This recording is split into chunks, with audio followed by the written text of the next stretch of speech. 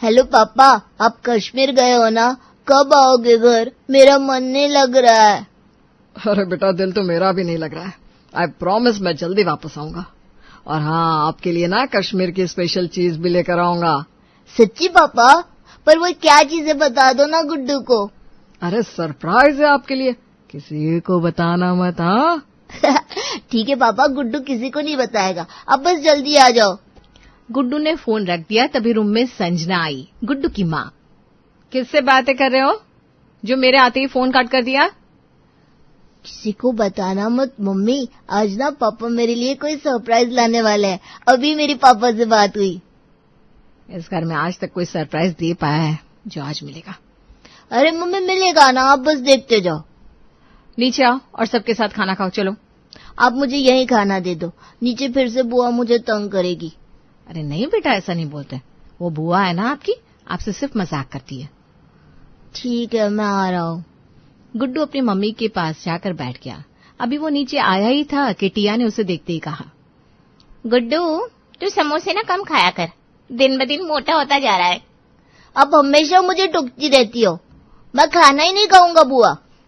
अरे मैं तो मजाक कर रही थी। चलो आज दोनों साथ में मिलकर खाना खाते हैं। सच्ची बुआ?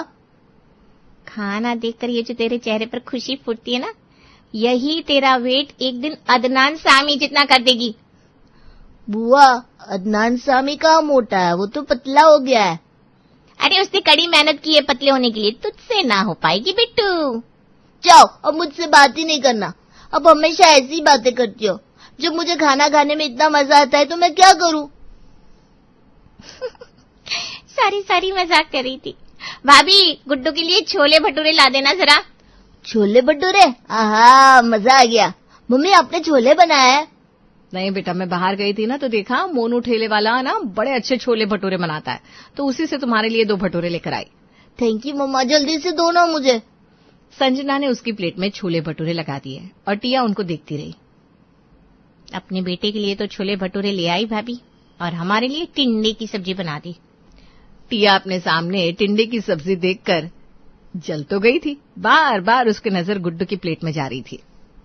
गुड्डू सुन, मैं क्या बोल रही थी, तो मुझे अपना एक भटूरा दे देना, बदले में मैं तुझको बहुत सारे छोले भटूरे खिलाकर लाऊंगी। यही नुक्कड़ पे ही तो ठेला लगता है। आप जाके ले आओ, मैं अपना भटूरा नहीं देने वाला। देख गुड्डू, सोच ले, एक भटूरे के बदले में तुझे 4 भटूरे मिले तो? एक के बदले में 4 भटूरे? सच्ची बुआ? हाँ सच्ची। गुड्डू ने एक भटूरा टिया को दिया और टिया मजे ले लेकर खाने लगी। कुछ ही दूरी पे खड़ी संजना और रागिनी ये सब देख रही थी। देख रही हो रागिनी, कोई भी चीज हो, टिया मेरे बच्चे के पेट में जाने ही नहीं देती। हाँ भाभी, अब ठीक कह रही हैं, इसीलिए तो मैं पूजा को साथ ले गई थी और वहीं खिला लाई। जानती थी घर लाऊंगी तो ये खाने नहीं देगी। वो दोनों बात कर रही थी, तभी उन्होंने देखा टिया न जाने गुड्डू को कैसे कैसे फुसलाकर उससे और आधा भटूरा ले लेती है। अब संजना को आया गुस्सा। टिया, वो बच्चा है, तुमने 1.5 भटूरा उससे ले लिया, अब आधे में उसका पेट कैसे भरेगा? बच्चों के लिए भटूरे ले आई थी क्योंकि जानती थी बच्चे टिंडे नहीं खाते। अब भटूरे भी तुमने खा लिए, अब गुड्डू को क्या दूं मैं खाने को? अरे मम्मी, बुआ ना बहुत सारे भटूरे लाकर देगी मुझे। तू चुप कर। अरे बहू, क्या गुस्सा कर रही है? टिया ने खा लिया तो क्या हुआ, वो भी तो बच्ची है। संजना जल भून कर रह गई और टिया फटाफट खाकर वहां से सरक ली। ऐसे ही शाम हो गई। शाम को मनीष भी घर आ गए। अरे माँ, गुड्डू का नजर नहीं आ रहा। होगा अपने कमरे में बेटा। संजना, मनीष को बुलाओ, मैं उसके लिए कश्मीर से एक बड़ी अच्छी चीज लाया हूँ। अच्छा ठीक है, अभी बुलाती हूँ। गुड्डू पापा की आवाज सुनकर भागते हुए आया। पापा आ गए, पापा आ गए। अब मुझे जल्दी से सरप्राइज दो, जिसके बारे में आप मुझे फोन पे बता रहे थे। अरे बेटा, सब्र कर देता हूँ। मनीष ने एक बहुत ही प्यारा सा छोटा सा लकड़ी का घर गुड्डू को दिया, जिसको देखकर गुड्डू बहुत खुश हो गया। वाह पापा, ये तो कितना सुंदर है। इसके अंदर तो छोटा सा टेबल भी है, कुर्सी भी है, और घर के अंदर खिड़की भी है। ये बहुत सुंदर होम है। पसंद आया तुमको? हाँ पापा, बहुत। गुड्डू मुझे दिखाना। नहीं, मैं नहीं दूंगा, मेरा है ये।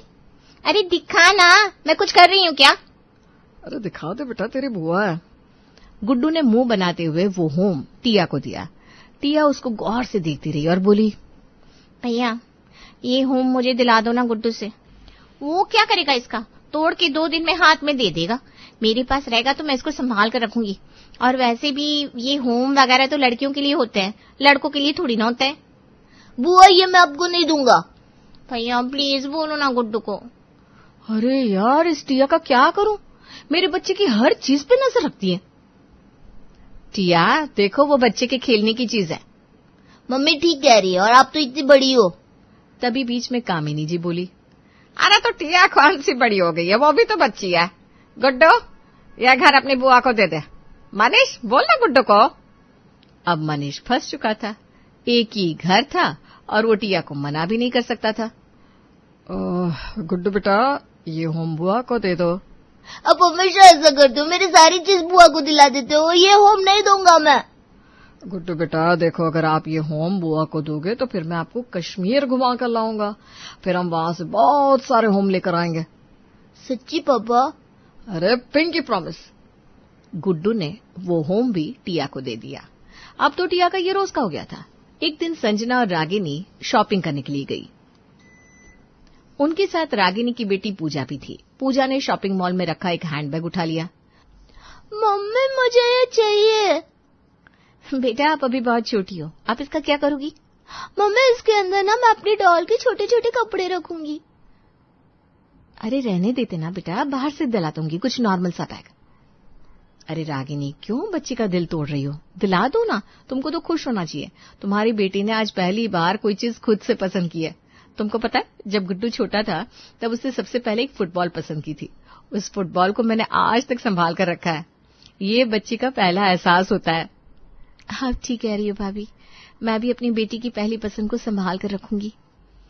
रागिनी ने वो पर्स लिया और घर आ गई। घर आते ही पूजा ने अपनी बुआ से कहा, बुआ देखो मैं अपने लिए छोटा सा पर्स लाई हूँ। अरे मेरा बच्चा तो छोटा सा पर्स लाया है। वैसे आप तो अभी इतनी छोटी हो, इसका क्या करोगी? मैं ना इस पे अपनी डॉल की ड्रेस और मेकअप रखूंगी। अच्छा अच्छा ठीक है बेटा। पूजा उछलती हुई अपने कमरे में चली गई। जैसे ही शाम हुई, टिया तैयार होकर कामिनी जी के सामने आकर खड़ी हो गई। कहीं जा रही हो क्या बेटा? मामा वो फ्रेंड की पार्टी है तो बस वहीं जा रही हूँ। अच्छा ठीक है बेटा जाओ। तभी रागिनी की नजर टिया के बैग पे पड़ी। टिया ये बैग तो पूजा का है ना? हाँ भाभी, वो अभी कहाँ इन सब चीजों से खेलेगी, अब तो ये मेरा हो गया। अरे वो बहुत मन से लाई थी, उसे देख लिया तो बहुत रोएगी। अरे भाभी नहीं रोएगी, उसको पता भी नहीं चलेगा। और इसके बदले में उसको कोई ठीक ठाक सा बैग लाकर दे दूंगी ना। अभी ये फैशन वाले बैग का क्या करेगी वो। अच्छा मुझे लेट हो रहा है, मैं चलती हूँ। टिया मजे से पार्टी में चली गई। अब रागिनी का तो खून खौल गया। जब शादी हुई थी तब मेरी सारी चीज पे नजर रखती थी। अब बच्चे हो गए, बुआ बन गई तो बच्चों की चीजों को नहीं छोड़ती। क्या करूं मैं इसका? इसकी वजह से घर में न जाने कितनी ऐसी चीजें हैं जो मैंने लानी ही छोड़ दी है। संजना रागिनी की हालत अच्छे से समझ रही थी। मम्मी जी मैं क्या बोल रही थी, टिया की मंगनी को 4 महीने हो गए हैं तो शादी कब करेंगी आप उसकी? अरे लड़के वालों के तो रोज फोन आ रहे हैं। मैं सोच रही हूँ अभी तो मेरी टिया बच्ची है, कैसे शादी कर दूं उसकी? नहीं मम्मी जी, टिया 22 साल की हो गई है, यही सही उम्र है शादी की। अरे पर अभी तो उसके साथ की लड़की खेलती फिर रही है। वो सुमन काकी की बेटी है ना काजल, वो टिया से भी छोटी है। अरे उसे तो एक बेटा भी हो गया। अगर कुछ दिन ऐसे ही बैठी रही तो रिश्ता भी नहीं बचेगा और उम्र भी नहीं। अच्छे रिश्ते को कोई टिकनी कहाँ देता है, आजकल लोग ना पिन मार देते हैं। अरे हाँ ये बात तो मैंने सोची नहीं। आज ही लड़के वालों को कॉल करती हूँ और जल्दी ही शादी की डेट फिक्स करती हूँ। संजना ने ऐसा तीर चलाया था कि सीधा कामिनी जी के दिल पर जाकर लगा था। कुछ ही दिनों में टिया की शादी हो गई और वो रुखसत होकर अपने ससुराल चली गई। मम्मी अब तो बुआ की शादी भी हो गई, अब घर में वो सामान लगा दो ना जो हम बुआ जी से छुप कर लाते थे, अब तो वो ले नहीं पाएंगी। हाँ बेटा तुम ठीक कह रहे हो। कितना सामान बॉक्स में पड़ा हुआ है जो टिया के डर की वजह से आज तक हमने निकाला तक नहीं। अब समय आ गया है वो सामान बच्चों को देने का। संजना ने सारा सामान शोकेस में लगा दिया। तभी वहां रागिनी आई। अरे भाभी क्या बात है, आज कमरा बड़ा चमक रहा है। ये डेकोरेशन कोई आने वाला है क्या? अरे नहीं रागिनी, वो क्या है ना, मैं जब भी बाजार जाती हूँ तो कुछ न कुछ लाती रहती हूँ।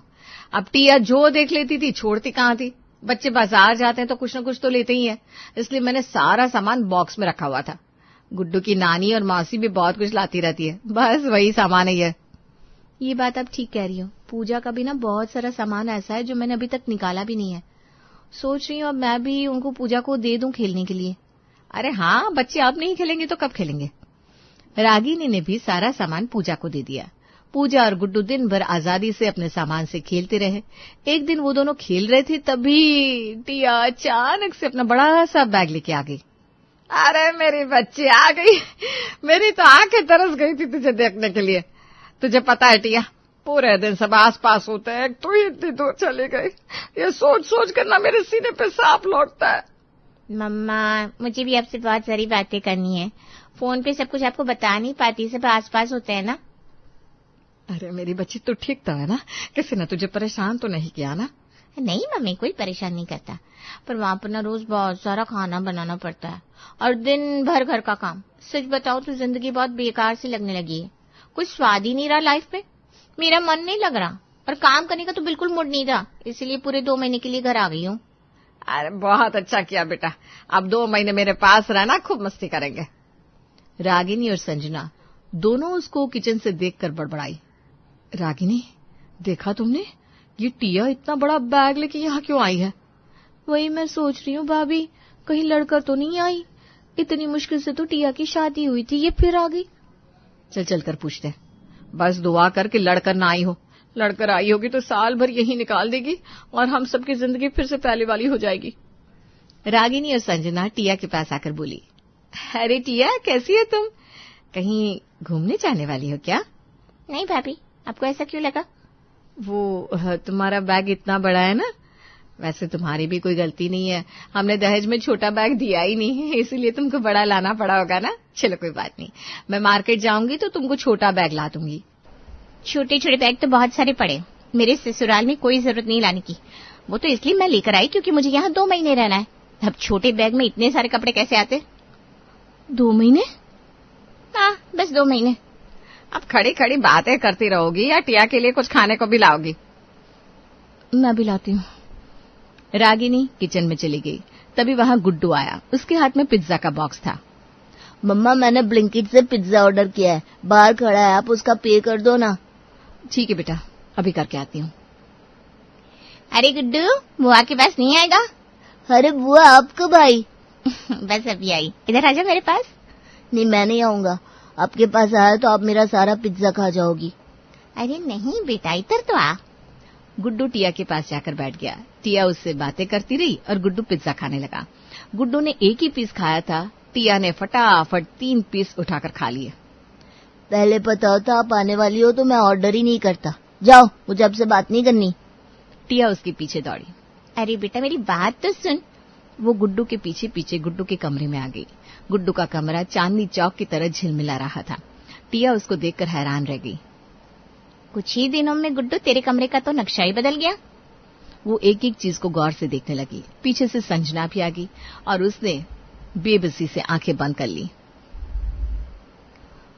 अब तो गया सारा सामान। गुड्डू, मैं तेरी बुआ हूँ ना। ये जो तेरी अलमारी में सुंदर सा शोपीस है, ये मुझे दे दे प्लीज। इसके बदले में तुझे ढेर सारे शोपीस दिला दूंगी। आप हमेशा ऐसा ही करती हो, कहती हो ये दिला दूंगी वो दिला दूंगी। आज तक कुछ दिलाया क्या? अरे बेटा, यकीन कर, सच्ची दिला दूंगी। बुआ जी, आप अपना रास्ता नापो। मुझे कुछ देना भी नहीं, मुझे कुछ लेना भी नहीं। टिया रोने वाला मुंह बनाकर उसके रूम से बाहर आ गई। संजना बाहर खड़ी ये सब देखकर बड़ी मुश्किल से अपनी हंसी रोक रही थी। टिया नीचे आई तो उसको मनीष दिखाई दिया, जिसके हाथ में एक टी-शर्ट थी। भैया, कहाँ जा रहे हो? अरे टिया, तुम कब आई? बस कुछ ही देर हुई। तुम बैठो, मैं अभी बाजार से आया, थोड़ा सा काम है। इतनी जल्दी में कहाँ जा रहे हो भैया? सब ठीक तो है ना? अरे वो गुड्डू के लिए टी-शर्ट लाया था तो थोड़ी सी बढ़िया की है। अब गुड्डू बोल रहा है उसको आज ही नई टी-शर्ट पहनी है। उसके दोस्त की बर्थडे पार्टी है ना, तो चेंज करके ले आता हूँ। टिया ने झट से अपने भाई से टी-शर्ट लिया। अरे भैया, ये टी-शर्ट तो मुझे एकदम ठीक आ रही है। आप एक काम करो, गुड्डू को दूसरी ला दो, इसको मैं पहन लूंगी। अभी बदलने में भी तो इंसान की तौहीन ही होती है। चलो कोई नहीं, इसको तुम रख लो, मैं उसके लिए दूसरी ला देता हूँ। मनीष